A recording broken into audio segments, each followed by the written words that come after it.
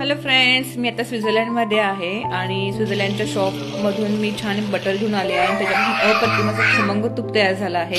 काजू बदाम अक्रोडची मी पूड तयार केली आहे आणि अर्धा वाटी तुपामध्ये 1 वाटी मी बेसन घेऊन छान खमंग असं भाजले आहे आणि अजून त्याच्यामध्ये 2-3 चमचे तूप गेलेलं आहे आणि थरासाच मी दुधाचा शिंतोडा देऊन छान असं भाजून घेतले आहे आणि गॅस बंद करून मी बाजूला पातेलं घेतलं आहे.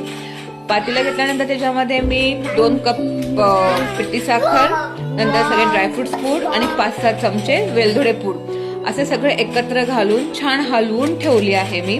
आणि लाडू छान थंड झाल्यानंतर मी छान गोल आकाराचे लाडू तयार केले आहेत. हे लाडू मी स्वित्झर्लंडमध्ये बसून केलेले आहेत. तर तुम्ही कुठे असाल तिथे छान लाडू तयार करा आणि आपल्या मुलांना खाऊ घाला. हा फक्त हट्ट चिराचा होता, तर चिराला मी फायनली स्वित्झर्लंडमध्ये बसून लाडू खाऊ घातले आहे.